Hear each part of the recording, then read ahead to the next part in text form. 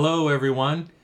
Thanks for joining us for these encouraging words together. This is our opportunity to come together and seek the Lord by reading His Word, by looking and asking God to show us how it applies to us, that we might live it out in our daily lives as we come before Him with prayer and reach out to Him in love and discover that He's reaching out to us in love. And every time we come into the presence of the Lord, as we're surrounded by the knowledge of His goodness and His care, we find courage and strength and hope and all that we need to face whatever any day brings. It's an opportunity for us to give Him thanks and to give Him the praise from our heart in deep appreciation of who He is and all that He does. For quite some time now, on Sunday mornings, we've been looking through the Gospel of Luke. We've just been going through it verse by verse. And now as we enter into this new year, here in 2021, we are down to just the few final chapters. This past Sunday, we began to take a look at the last night that Jesus spent with His disciples. We call it the night of the Last Supper, also called the night of the Passover. That was the occasion, the setting in the text. It was the time of the Jewish Passover. And in Luke 22, verse 14, we are told this: when the hour came, in other words, when it was time for the Passover to begin, when the hour came, Jesus and His apostles reclined at the table. That seems like an odd verse for me to select and maybe choose for this moment, but there are some interesting facets that I thought would be worth talking about today. You know, when we gather with family and friends, we often will share a meal as well, and we might do a special place setting and get out the good china, gather family and friends, try to make that table as big as possible as we gather folks around and we're all seated there. Well, it wasn't that they didn't sit at tables back in the time of Christ, but for special occasions, for special gatherings of family and friends, those that were dear to your heart, where there would be an extended meal or a feast, the tradition was a little different. They would have a table that was low to the ground, and all around that table they would pile pillows and blankets, and folks would come in and recline on one side. That might be different than your expectation of what the Last Supper might have looked like. Of course, in our age, we tend to be informed by what we see. And many of you might recall Leonardo da Vinci's famous mural of the Last Supper. In fact, here's a picture of it right next to me. And you can see that amazing picture of all those disciples gathered. Of course, when I look at this picture, I'm reminded of Jesus's his apparent first words at the Last Supper, which apparently were, "Come on, guys, let's all sit on this side of the table." I think that's funny. That's what the picture looks like, isn't it? They're all seated on that one side, but that's not how it was back then. And Luke tells us by saying that they came and reclined at the table. You see, that was meant to convey, we're going to be here a while. Get comfortable.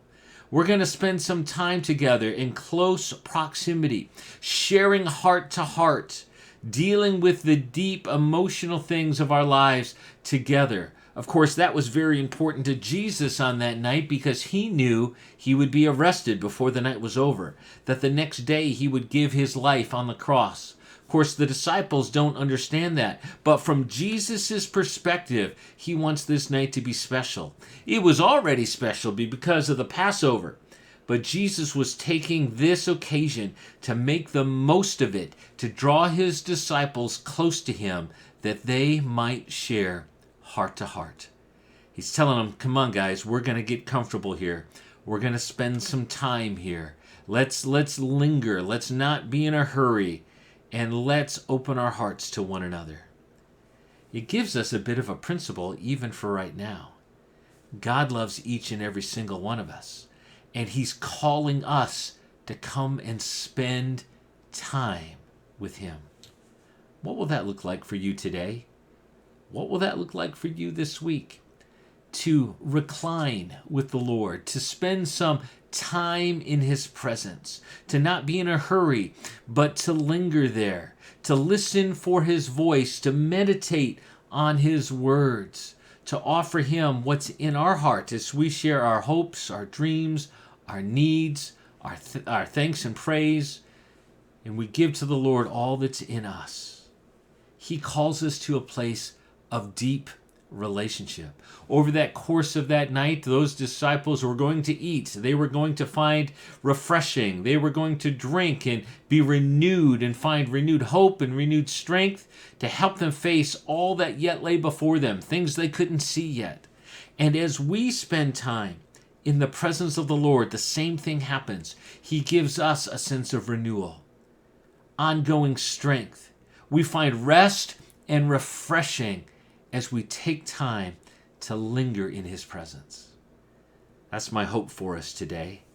Use maybe this simple verse about Jesus and his apostles reclining at the table, and let's use that as inspiration to take extended time to find rest and refreshing in the presence of the Lord. With that thought today, let's pray. Lord, we thank you for your great heart for us. And just as you long to spend a Passover night pouring into your disciples, revealing your heart of love for them, Lord, I thank you that your heart of love is also meant to be revealed in us. Help us to take the time to spend with you today, this week, over the next several days. Lord, to rest in your presence, to offer you maybe songs of thanksgiving and prayers that express our great love for you. We thank you, Lord, that you're a compassionate God, slow to anger, full of mercy, that you pour out life and hope to all who call on your name. You are the saving Lord. Help us to practice your presence, that in you we would find rest. And so I pray for possibly anyone listening today with a troubled heart, who's dealing with fret or worry, who feels maybe a little panicked by whatever they're facing. Lord, we turn from that frantic emotion and we turn to you, the source of all hope and all peace. Bring your refreshing even now by your Holy Spirit. In the name of Jesus we pray. Amen. Find some time, maybe today, maybe tomorrow, just some extra few moments that you steal away somewhere. Spend it with the Lord. Maybe just rest quietly in his presence. Maybe meditate on a verse of Scripture. Maybe offer him a soft prayer. But reach out to him in faith. He is there to be found, and he wants to hold us all close to his heart. Thanks for joining us today. We're doing our best here at Friendship Village to show you these videos 3 times a day, Monday through Friday. They show for the first time at 4:30.